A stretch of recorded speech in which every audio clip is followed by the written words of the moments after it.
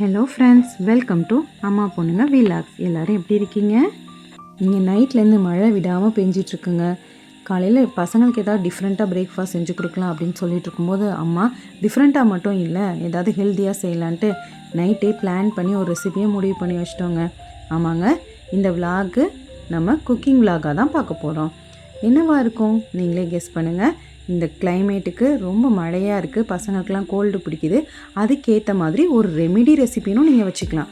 ஆமாங்க, முடக்கத்தான் தோசையும் அதுக்கு சைடிஷாக தூதுவளை சட்னியும் தான் பார்க்க போகிறோம். அதுக்கு 2 கப் இட்லி அரிசிக்கு 1/2 கப் பச்சரிசி போட்டு ஒரு 4 மணி நேரம் ஊற வச்சு எடுத்துக்கணும். அதை நல்லா அலசி கழுவி ஊற்றிட்டு மிக்ஸி ஜாரில் அந்த அரிசியை மாற்றிக்கிறோங்க. மிக்சியில் தான் அரைக்கணும்னு அவசியம் இல்லை, நீங்கள் கிரைண்டரில் கூட அரைச்சிக்கலாம். எங்களுக்கு அரிசி அமௌண்ட்டு கம்மியாக இருந்தனால நாங்கள் மிக்சிலே போட்டு அரைச்சிக்கிறோங்க. நம்ம ஒரு தடவை எடுத்து நல்லா பார்த்துக்கணும். அரிசி ரொம்ப தண்ணியாக போயிடக்கூடாது, ரொம்ப கெட்டியாகவும் இருக்கக்கூடாது. நம்ம அந்த அரைக்கிறதுக்கு ஏற்ற மாதிரி தண்ணி ஊற்றி அரைச்சிக்கலாம். நாங்கள் 2 டைம்ஸாக போட்டு எடுத்துக்கிட்டோம். ஏன்னா ஒரே தடவையில் போட்டால் நல்லா அரைக்காது அப்படிங்கிறதுனால 2 தடவையாக போட்டு எடுத்துக்கிட்டோங்க.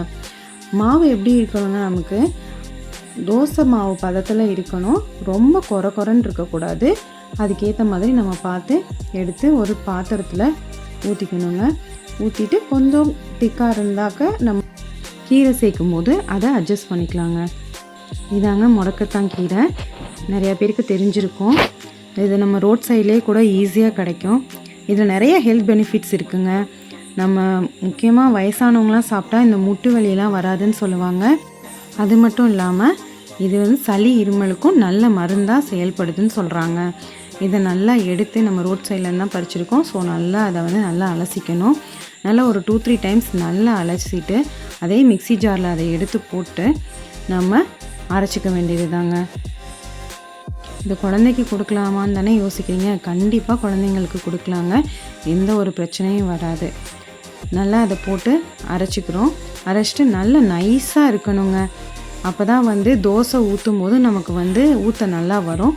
நல்லா நைஸாக அந்த இழை நல்லா நைஸாக அரைகிற மாதிரி நம்ம அரைச்சிக்கணும்.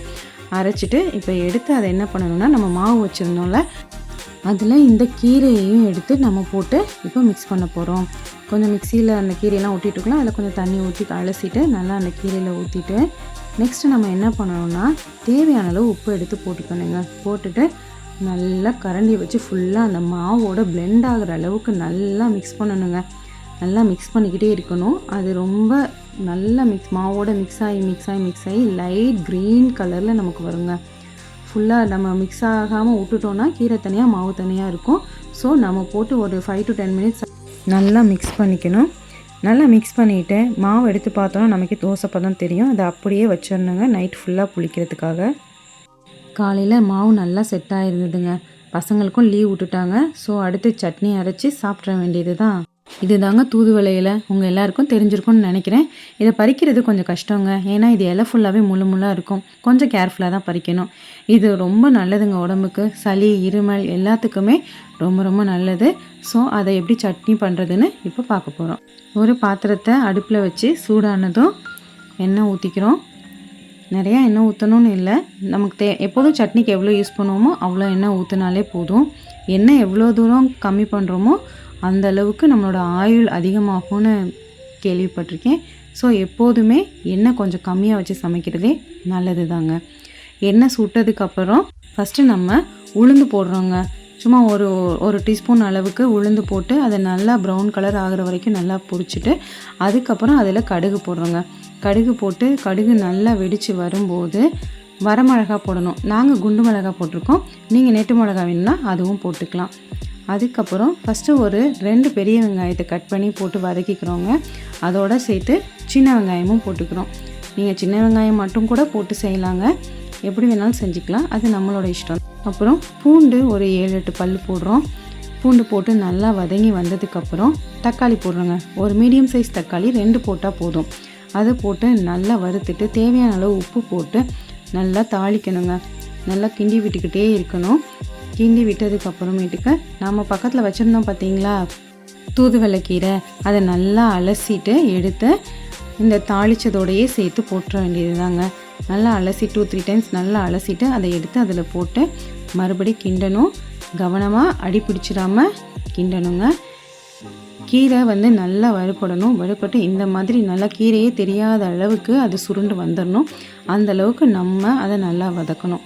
அப்போ தான் வந்து அந்த முள்ளெல்லாம் இருக்கும் பார்த்திங்களா, அதெல்லாம் வதங்கி நம்ம அரைச்சி சாப்பிடும்போது எந்த ஒரு டிஸ்டர்பன்ஸும் இல்லாமல் சட்னியும் டேஸ்ட் வேறு லெவலாக இருக்குங்க. இதில் உங்களுக்கு தேங்காய் வேணும்னாலும் நீங்கள் ஆட் பண்ணிக்கலாம். நாங்கள் தேங்காய் ஆட் பண்ணல, வேணுங்கிறவங்க ஆட் பண்ணிக்கலாங்க. அதை கொஞ்சம் நேரம் ஆற வச்சுட்டு இப்போ அதை ஒரு மிக்ஸி ஜாருக்கு மாற்றிக்கிறோம். ஆற விட்டு அரைச்சோன்னா தாங்க சட்னி டேஸ்ட் நல்லாயிருக்கும். சூடோடு அரைச்சா டேஸ்ட் அவ்வளோவா இருக்காது. நல்லா அரைச்சிக்கணும். ஓப்பன் பண்ணி பார்க்குறோம், கொரன்னு இருக்குது. குழந்தைங்களுக்குலாம் கொடுக்குறனால நல்லா நைஸாக அரைக்கணும். நமக்கு தேவையான அளவு தண்ணி ஊற்றி அதை நல்லா அரைச்சிக்கிறோங்க. அதை எடுத்து ஒரு பவுலில் நம்ம மாற்றிக்கிறோம். ஒரு சில பேர்லாம் மாற்றினதுக்கப்புறமும் தாளித்து ஊற்றுவாங்க. அதெல்லாம் ஊற்ற வேண்டிய அவசியம் இல்லைங்க. தேவையான அளவு தண்ணியை மட்டும் ஊற்றி நல்லா மிக்ஸ் பண்ணிக்கணும். திரும்ப எண்ணெய் சேர்க்கும் போது கெடுதல் தானேங்க. ஃபஸ்ட்டே தாளிச்சிட்டோம், அதனால் திரும்ப சேர்க்கணும்லாம் அவசியம் இல்லை. நல்லா அதை வந்து சட்னி பதம் வேணும்னா சட்னி மாதிரி இது பண்ணிக்கலாம், இல்லை துவையல் வேணும்னா அதுக்கேற்ற மாதிரி பண்ணிக்கலாம். நம்ம தோசையில் ஊற்றி சாப்பிட போகிறனால நல்லா சட்னி பதத்துக்கு தண்ணியை விட்டு நல்லா கிண்டிக்கிட்டோங்க. இப்போது தூதுவளை சட்னி ரெடிங்க. இதை முக்கியமாக சளி இருமல் இருக்கவங்க கண்டிப்பாக சாப்பிடுங்க, உடனே சரியாயிடும். குழந்தைங்களுக்கும் கொடுக்கலாம், ரொம்ப ரொம்ப நல்லது. அடுத்து நம்ம தோசை பார்க்க போகிறோம்.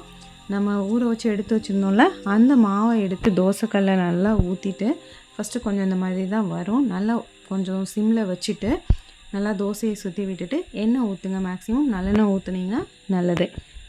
கொஞ்சம் முருகினாப்பில் வரும்போது கொஞ்சம் எடுத்து திருப்பி போடணுங்க. இந்த தோசை கொஞ்சம் நேரம் வேக விடணும் சிம்லேயே வச்சு. ஏன்னா நம்ம அதில் கீரை போட்டிருக்கோம்ல, நார்மல் தோசைனா உடனே எடுத்துடலாம். கீரை போட்டிருக்கனால நம்ம நல்லா திருப்பி போட்டு வேக வச்சு எடுத்துக்கணுங்க. எடுத்து ஒரு தட்டில் வச்சாச்சு. இப்போ நம்மளோட தூதுவளை சட்னியே எடுத்து வச்சாச்சு. டேஸ்ட்டுக்கு கொடுக்கணுமே, யார்கிட்ட கொடுக்குறது? நம்ம நித்தினியா தான். குழந்தைங்களுக்கும் கொடுக்கலான்னு போட்டிருந்தோம்லங்க, அப்போ கொடுக்கணும்ல. ஓகே, நித்தினியாவை கூப்பிட்டு, பாப்பா உனக்கு ஒரு சர்ப்ரைஸ் தோசை அப்படின்னு சொல்லிட்டு தோசையை பிச்சு சட்னியில் தொட்டு நித்தினியாவுக்கு ஒரு வாய் ஊட்டினேங்க.